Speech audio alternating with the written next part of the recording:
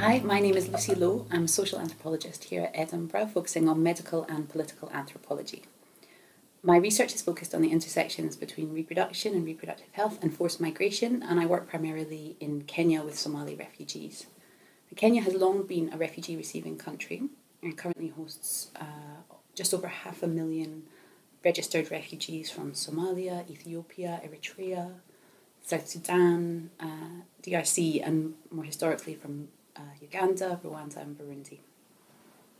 Despite a move by UNHCR in 2009 to recognise the widespread existence and needs of urban refugees, Kenya has continued to maintain its encampment policy, which requires all refugees to live within one of two refugee camps, Kakuma in the north and Dadaab in the east. Both of these camps are in remote, arid parts of the country, and Dadaab, near the border with Somalia, has the unfortunate reputation of being the oldest, largest and most congested refugee camp in the world. It's currently just over 3 times the capacity it was designed to host. The enforcement of the encampment policy has been extremely haphazard, and this is one of the reasons that thousands of refugees have been able to live in other parts of the country. And that brings me to where I conducted most of my research, which is in an area of Nairobi, the capital city, that's known as Eastleigh, or very commonly known as Little Mogadishu, due to the large Somali population living there. Now, Kenya also has a very large ethnically Somali population of its own, and they primarily live in northeastern parts of the country and also within urban centres, including Nairobi. As Somali Kenyans and Somali nationals are often perceived as looking the same, speaking the same language, practicing the same religion, it can be very difficult for other people to tell them apart, and this has been quite beneficial for a lot of Somali nationals living within Kenya, because they can try, if they speak Kiswahili, they can often pass themselves off as being Kenyan. On the other hand, this has been quite detrimental to many Somali Kenyans because they have been arrested and in some cases deported because they're believed to be illegal migrants. Within the camps, registered refugees can live legally and with free access to education, rations, housing and healthcare. So as my research was focused on reproductive health, one of my key questions was, why do so many people either leave the camps or circumvent them altogether and live in other parts of the country in often legally ambiguous contexts where they are continually harassed, abused and extorted by police? And also additionally, where they have to pay for everything. And within Eastleigh, housing is extremely expensive, as is healthcare. Now, as I mentioned earlier, there was a move in 2009 by UNHCR and its implementing partners to provide greater social support to refugees living in areas such as Eastleigh. And yet throughout my research, speaking to people, I found that they broadly rejected all of these in favour of paying for private facilities, private treatment and private education. And one of the central issues here was how people perceive this category of refugees. During interviews, people would often tell me, well, I'm not a refugee. Or, I used to be a refugee when I lived in the camps, but now I'm not. When it came to taking photos of people, they would say things to me like, don't make me look like a refugee. Women in particular hated me taking photos in which they were carrying out domestic duties such as cooking or cleaning because they thought it made them look like a refugee. And this was primarily based on an issue of dependence. They didn't want to be seen as dependent, and they didn't want to be dependent on agencies for their livelihoods. Furthermore, many people expressed feeling trapped, imprisoned or caged within the camps. The Dadaab refugee camp has been open for over 20 years, and many refugees have been there for that long, and it's understandable how people in those contexts who live within these protracted emergencies might feel like their lives are being contained. This speaks to the critique of refugee camps in protracted emergencies, such as this one, that suggests that these camps, rather than a humanitarian endeavour, are in fact just a way of warehousing people and preventing forced migrants from spreading any further, as a way of halting them and stopping them in their tracks. Interestingly, in Nairobi, people were still largely dependent in one way or another. At the time of my research, Kenya didn't provide work permits for refugees, and although many people were able to access employment, often illegally, either relying on Somali Kenyan business owners or by obtaining legal documents, many others were reliant on remittances that were sent through transnational kinship networks. This form of familial dependence was seen as entirely different from dependence on refugee agencies. So living in Eastleigh allowed people to distance themselves from this negative perception and category of refugees and to live within a largely self-sufficient Somali neighbourhood. And this is an incredibly self-sufficient neighbourhood. One of the things I find most interesting about the area is that on the one hand, it's the focus of numerous human rights reports that detail the abuse of Somali migrants. But on the other hand, it's also the focus of numerous Financial Times articles that look at the success of the area as a commercial hub.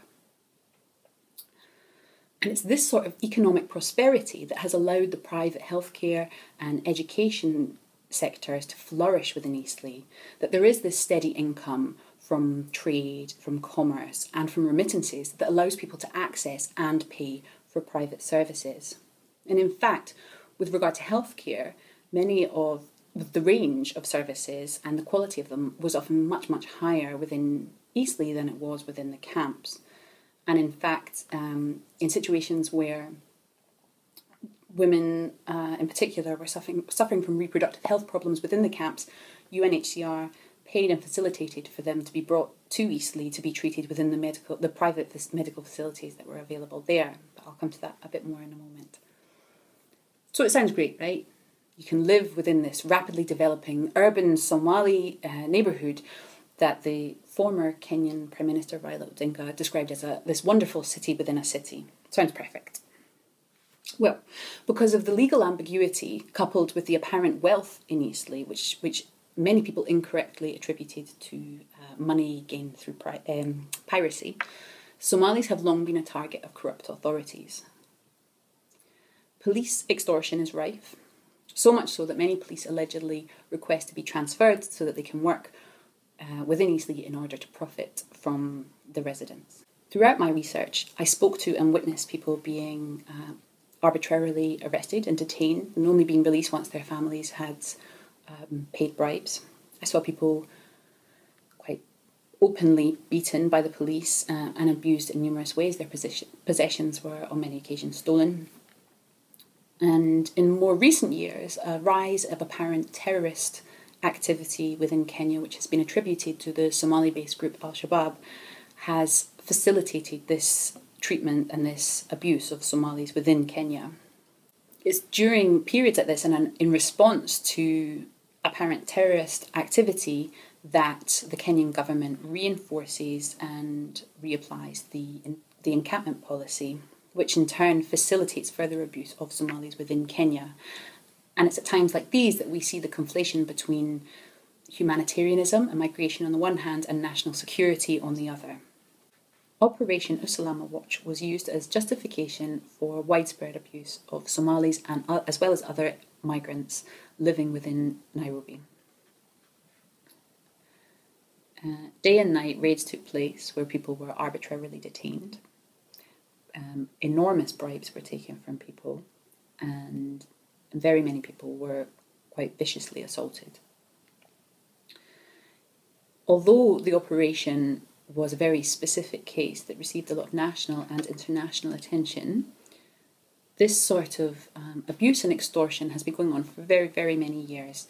And this is central to why people told me that they didn't want to stay within Kenya, and almost everyone had plans for onward migration.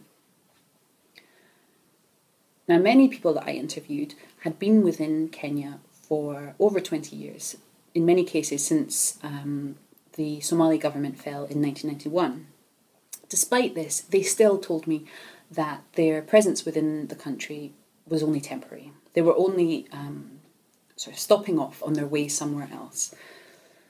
Now, very, very few people were actually resettled by UNHCR and their implementing partners, which meant that most people had to try and find ways and other means for onward migration. And again, these came down to existing transnational kinship networks. So as a result, the decisions that people were making regarding visa applications or family reunification were largely determined by existing settlement and resettlement patterns. As a result, many people were trying to go to North America and Northern Europe. So what does this have to do with reproduction? A lot of the research that has been done so far has really focused on men's experiences of displacement and onward migration, or it's looked at the political or economic implications. What I was interested in doing was examining women's everyday lived experiences of life in Eastleigh. And in many ways, this ended up being quite traditional anthropology. I was looking at issues to do with kinship and gender roles and the ways in which women's lives were heavily determined by their positions as wives and mothers. And as my informant saw it, the way to be a good wife and a good mother meant that you had to produce many children and produce a big family. And the reason for that was that children were described as the bond that hold families together. And so a family with many children is a strong family. A marriage that produces many children is a strong marriage. And it's not just about the relationship between a husband and a wife. By producing a lot of children, a woman is also contributing to her husband's clan and therefore solidifying relationships and networks, her position within networks, that she can later draw on for support. I've already mentioned how important kinship networks are to Somalis living within Eastleigh, their importance for security, both physical and economic, and their importance for matters of onward migration. So it's clear why it's important to examine the ways in which women are able to access and maintain these kinship networks. And one of the primary ways in which they did that was by producing children. Now, in many cases, a couple would be married, and one of them, often the man, would somehow manage to migrate abroad, thereby creating transnational families. In other cases, weddings took place transnationally, with one person already established in, often it was the USA or Canada, and the other person in Eastleigh. Then after the wedding, the person abroad would come to Eastleigh, firstly to meet their new spouse, but also in order to conceive, in order to begin this process of creating families and building families. And this could happen periodically. If there was some reason why one spouse was in Kenya and the other one was abroad, then quite often this would be an annual trip, again, to produce more and more and more children. Another important reason for doing this was that children were often seen as a form of proof or evidence for foreign embassies who would do DNA testing in order to prove that a relationship was real. Unfortunately, I don't think I have time to go into this different sort of biological, very specific idea about kinship. So these were the issues that I was looking at in my research, how displacement and onward migration were entwined with concepts of gender roles, motherhood and religion, and how these shaped reproductive decisions. Quite broadly, I was looking at how people choose the health facilities or services that they do and how they go about accessing them, and how did they utilise the different support networks that were available, and how did they perceive these, how did they construct them, how did they maintain them. More specifically, I looked at how particular services or doctors or therapies were either sought out or used.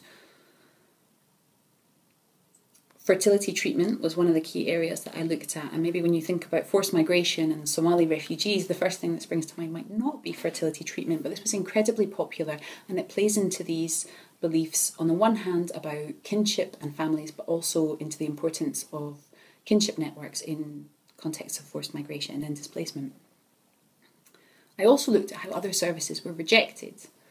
For example, NGO or UN services, governmental services and facilities, and more specific treatment such as caesarean sections, because they were perceived as limiting future possibilities for reproduction and childbearing, and thereby limiting possibilities for onward migration and security. So essentially what I'm looking at here is the interplay of the overlapping and at times competing desires for both childbearing and onward migration in this context of displacement and insecurity.